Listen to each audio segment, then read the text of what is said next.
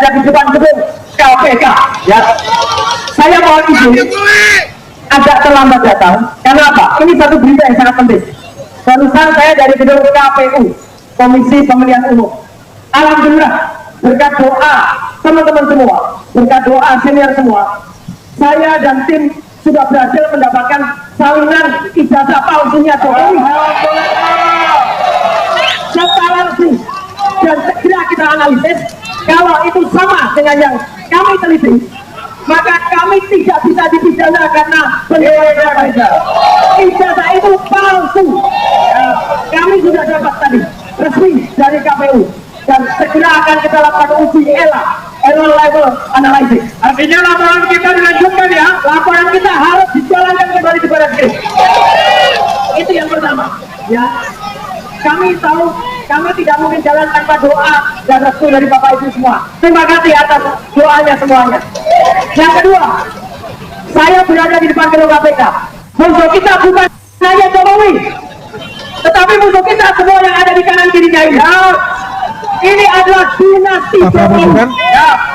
Relawan Joko Widodo serta pendukung Prabowo Gibran dengan ini menyampaikan pernyataan sikap bersama sebagai berikut.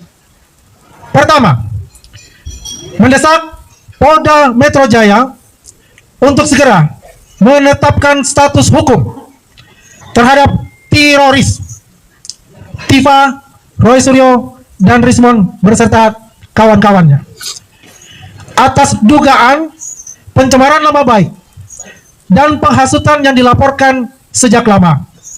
Namun, hingga kini belum ada penetapan tersangka. Ya, Roy Suryo dan kawan-kawan akhirnya berhasil memperoleh salinan ijazah yang dipakai Jokowi pada saat mendaftarkan diri jadi calon presiden. Dan ini adalah itikat baik kedua yang ditunjukkan oleh Komisi Pemilihan Umum Republik Indonesia setelah sebelumnya mereka membuka akses publik untuk mengetahui latar belakang pendidikan para calon wakil presiden dan wakil presiden. Bukan hanya itu, sehari sebelumnya, Roy Suryo dan kawan-kawan juga diterima perwakilan anggota DPR RI dari fraksi PKS. Partai PKS berjanji akan memfasilitasi akan dilakukannya rapat dengar pendapat antara Roy Suryo dan kawan-kawan dengan Komisi 3 dan Komisi 10. Kesemua fakta ini nampaknya membuat kubu Jokowi ketar-ketir. Namun alih-alih mempersiapkan bukti dan argumentasi untuk melawan tudingan Roy Suryo dan kawan-kawan, kubu Jokowi justru mendesak agar polisi segera menetapkan Roy Suryo dan kawan-kawan jadi tersangka. Apakah hanya itu senjata satu-satunya untuk menyelamatkan keluarga Jokowi untuk terhindar dari dugaan pidana pemalsuan ijazah? Dan kenapa mereka menyerukan menjadikan Roy Suryo dan kawan-kawan ditangkap, sementara di kubu mereka sendiri bahkan 2 orang terpidana dibiarkan bebas melenggang tidak menjalani hukuman?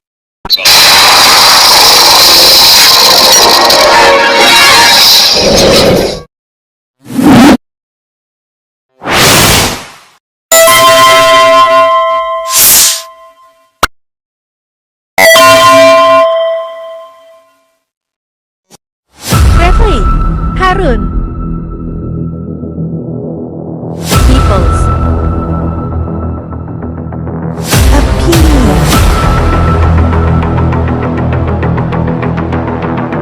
Kita punya modal besar. Pak Jokowi itu adalah modal utama kita. Mas Kaisang itu adalah modal utama kita. Maka menjadi kewajiban kita adalah menjaga 2 tokoh ini, menjaga image kedua tokoh ini, sehingga di hadapan masyarakat selalu tetap kelihatan baik. Dan saya berharap kali lagi, Pak Jokowi, saya berpesan, Pak Jokowi tidak membutuhkan kita, tapi PSI membutuhkan Pak Jokowi.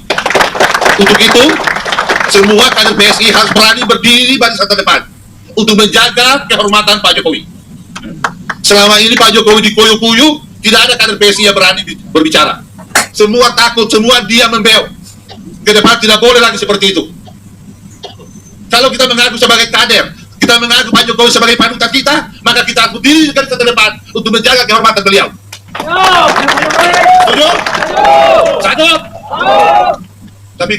Ini adalah salah satu seruan yang disampaikan Ketua Harian Partai PSI yang baru, Ahmad Ali. Dia menyampaikan pesan bahwa Jokowi adalah modal besar buat PSI.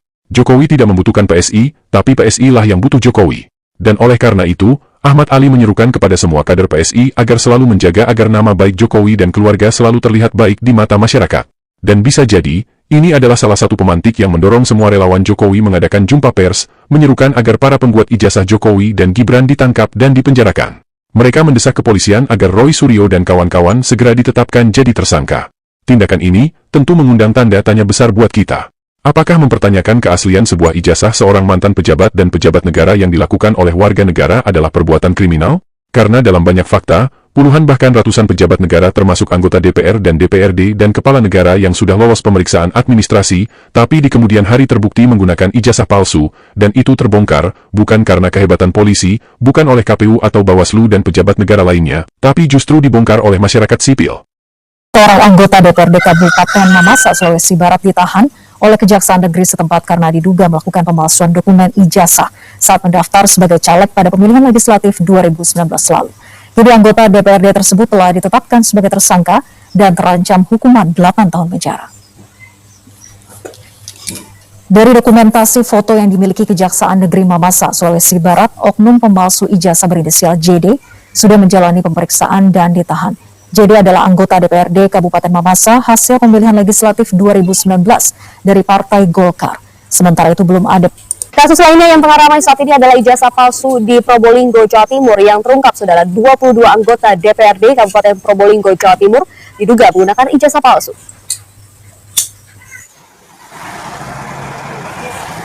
Awalnya ditemukan 2 anggota DPRD Kabupaten Probolinggo, Jawa Timur memiliki ijazah palsu. Setelah ditelusuri, jumlahnya bertambah. Sejauh ini ditemukan 22 anggota dewan yang menggunakan ijazah palsu.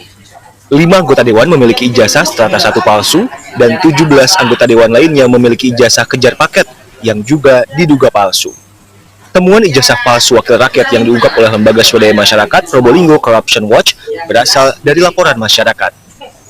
Kan mereka itu Sebuah LSM, Government Watch atau GOWA bahkan menyebut bahwa 60% pejabat publik menggunakan ijazah palsu.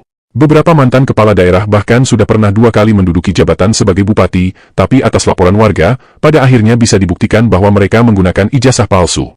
Lalu jika suara warga dibungkam, siapa lagi yang diharapkan membongkar kebobrokan sistem di negara ini?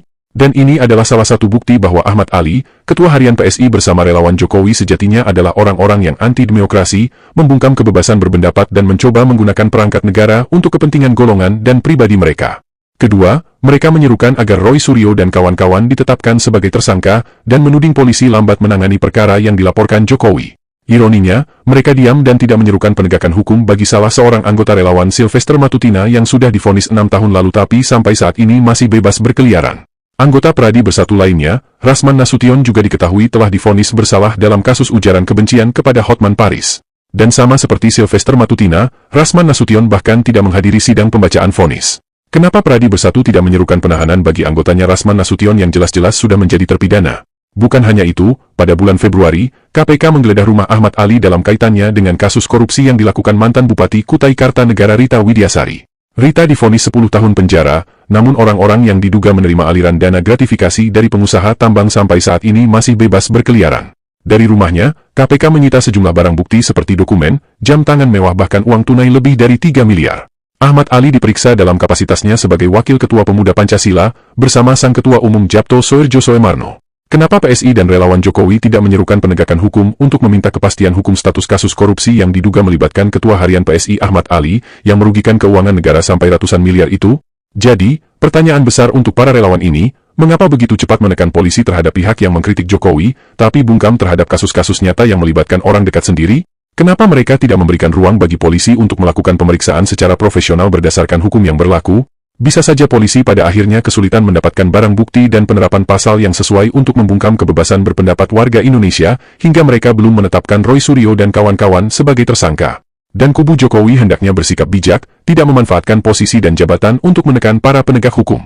Polisi digaji dan dibiayai dari anggaran pendapatan dan belanja negara untuk menegakkan keadilan bagi seluruh warga negara Indonesia. Polisi bukan digaji dari kantong uang pribadi presiden dan wakil presiden hingga mereka hanya akan bertindak membela kepentingan penguasa.